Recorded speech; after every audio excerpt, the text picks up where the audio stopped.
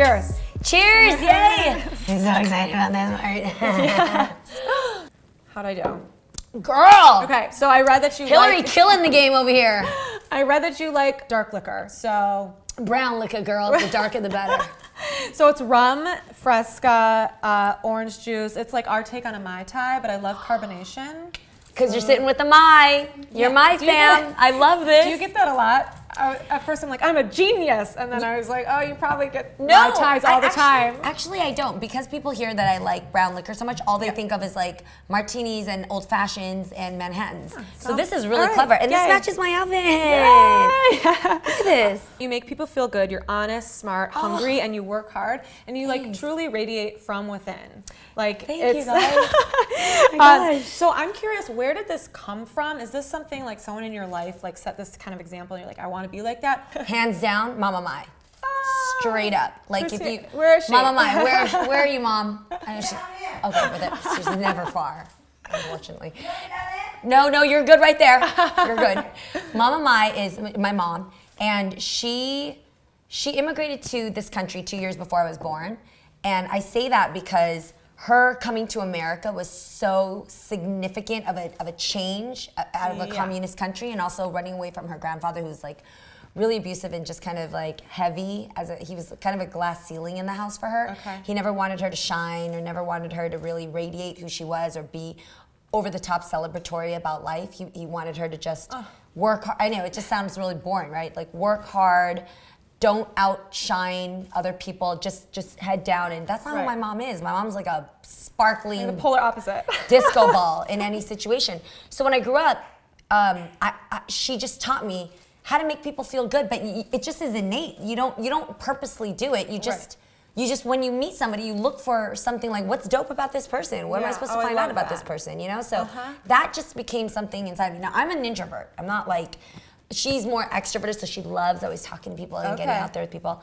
I like taking moments with people and having it in more of a closer proximity. Same. Yes, which is why this is my major. I love this. Thank you.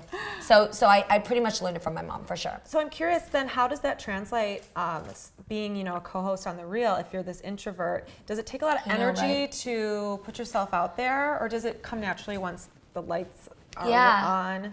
I think, well, women, first of all, we're versatile. We're not just one thing. So even though I'm an introvert, when I need to turn on, it's a whole different Sasha Fierce, I guess, that comes out. You know, for me, it's Janae. Like Janae is a different girl. She's got a little ratchet side to her. She absolutely loves several drinks.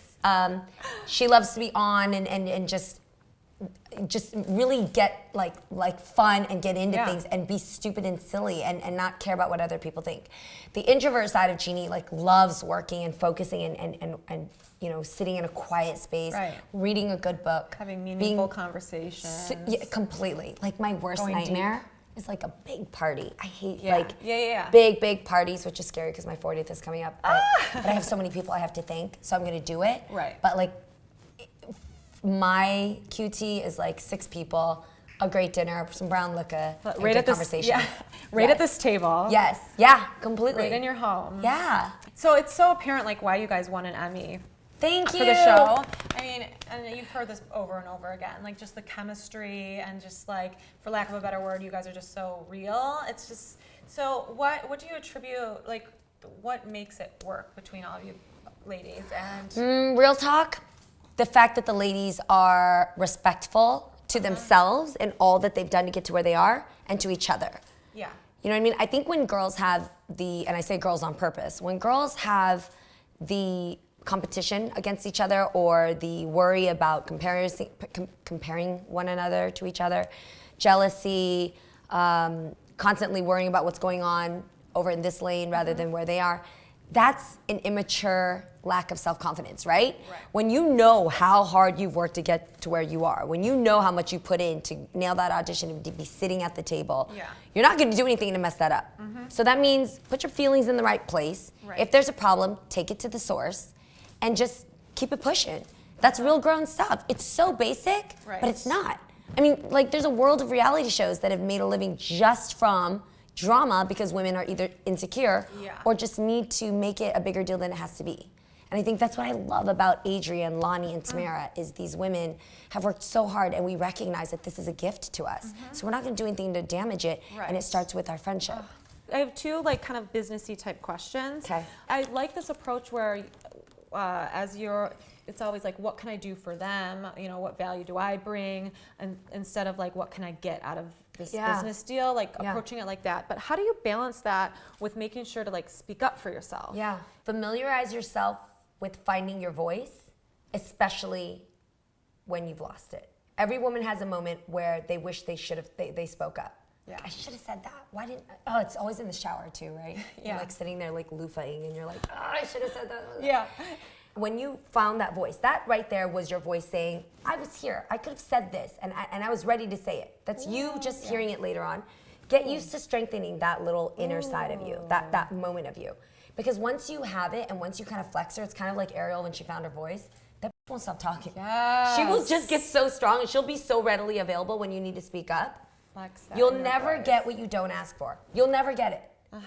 And if you don't get it from that person that isn't giving it to you, well, maybe that wasn't meant to happen, or somewhere along the line it's going to happen. I've asked for a pay rate that I never got back in the days, but guess what? Who's getting paid those bucks now? Yes. Because I was not afraid to ask it then, so it was easy for me to ask it when it was my time. Okay. Do you know what I'm saying? Yeah. So you're always going to remember when you forgot your voice. Now remember what it feels like when you find it. Hang on to it. Yep. Yeah, because that was my next question is like tips for when you want to be stronger, especially with like asking for more money or dealing with like if you're kind of like, oh, I kind of feel like I'm being taken advantage of. But it's just working that muscle and getting comfortable with being uncomfortable, and then it will come more natural to you. Absolutely. So you got to flex that muscle first. If your gut intuition is telling you that you're underpaid or undervalued, you're probably not wrong.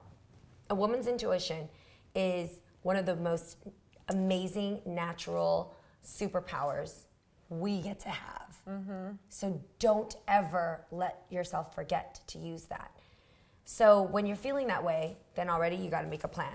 You got to figure out what is your worth, right? So if you're really going to break this down, I would say, first of all, put a value to everything you've gone through to get to where you are. How much schooling did you go through? How many years, how many degrees did you take to get to master the art that you've been through? Also your experience that nobody else can pay for. What did you go through that makes you unique? So once you kind of add up the experience you've had, whether it's educationally, personally, the life experiences, and then what you can bring to the table for the company, and you present this to your boss, when you say, look, here's why you're very lucky to have me. With that.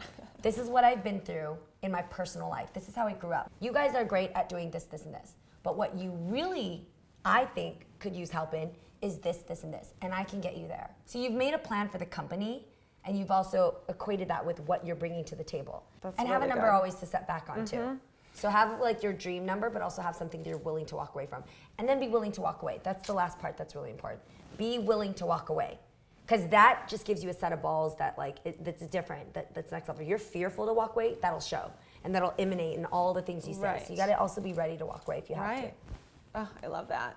And I love that you touched on intuition. Yeah. Because it's it's so crazy and it's like a hard thing to explain, but obviously women know what we're talking about. Oh, it gets better when you get older too. I'm so excited. Yeah. After I turned 35, oh, it was So like, I guess, how would you describe it when you know your intuition is telling you something? Your intuition sounds like the voice that is so scary to listen to.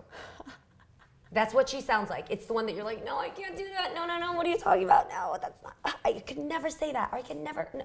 It's the one that she's speaking and you're almost avoiding her because you know it's so scary to listen to her because she's right. So I really believe in strengthening her voice by acting upon it and seeing what happens. My divorce is like a really big example of that. I knew, and he knew, I talked to him about this, I knew maybe like 4 years in that I wasn't happy. And my voice kept telling me this. And even on the wedding day, now that I look back, she was there, but I ignored her. But she was louder 4 years in. How many, 10 so years we were married so? together for 10 years. The day we got married, I was like, there's something off about this. This doesn't feel right. And if I really went back, the day he even proposed, I was like, oh, this is not right here. And I told him 4 years in. Everyone really listen to this because I feel like a lot of women go through things like this. Yeah. And I didn't let her speak. And 4 years into it, then I brought it up to him. And as a husband should do, he's like, no, it's gonna be okay. We're fine. Let's just do more things together.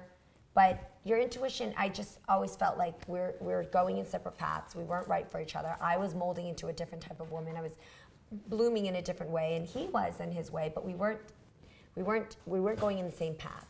And so if anything, I look back and I realized that voice was speaking the day he proposed, the day we got married. I left 4 years going to it, and then it got to the point where we broke off, and it got bad, and it didn't have to get there. Had I listened, I could have.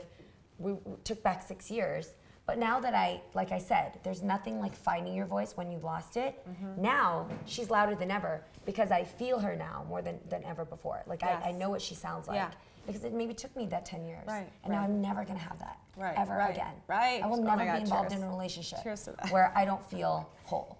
You know? That's great. Yeah, it's good. Take a double sip for that one. The question we ask everyone is, if you could have a drink with anyone, who would it be? It could be dead or alive. Well, these days, coming fresh out of a divorce and finding my voice again, I really enjoy having a drink by myself. I love that. No, But I really want to just hang out by myself. Honestly. Like, I really mean that. Do you guys all want to leave? No, I'm just kidding.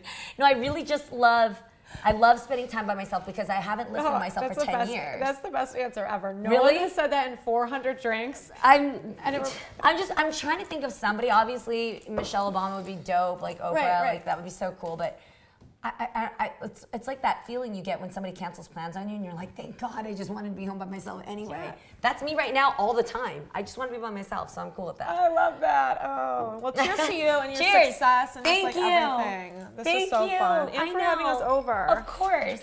Can you guys leave now so I can have my drink? Yeah.